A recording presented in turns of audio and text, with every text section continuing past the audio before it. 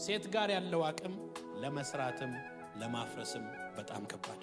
እቺ ዓለም የወንዶች ትመስለናለች እንጂ እምትዘውሩት ከጀርባ እናንተ ናችሁ። ይደርሽበታል። ግን ስታስመስሉ ምንድነው የወንድ ዓለም ነው የወንድ ብቻ ነው። በፍጹም ጀርባችን ያላችሁትን ሪሞቱ እናንተ ጋር።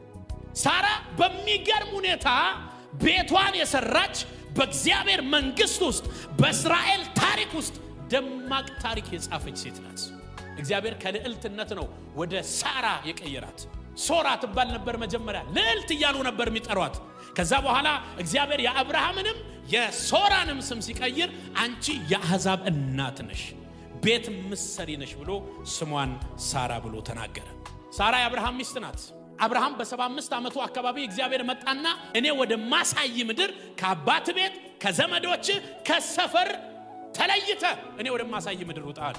አብርሃም ብቻ አልወጣም፣ አብራ ሳራም ናት የወጣችው። በሚገርም ሁኔታ ግን ከአብርሃም ባልተናነሰ የሳራ ህይወት የሚገርም ህይወት ነው። የእስራኤልን ቤት ከሰሩ መካከል አንዷ ሳራ ናት። ድንኳን እየነቀለ መሄድ ሰውዬ መከተል በራሱ በጣም ትልቅ ትዕግስት ይጠይቃል። ሳራ አቤት እስቲ ሂድ ብሎኛል፣ ደግሞ ወዴት አለ አላውቅም። እኔም በጣም ከባድ ነው።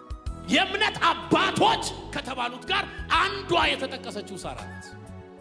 ሳራ በእምነት ለመጸነስ ከእግዚአብሔር ዘንድ ኃይልን አገኘች ይላል። ቤትሽ የሚሰራው እግዚአብሔር ላይ ባለሽ መሰረታዊና ጽኑ እምነት ነው።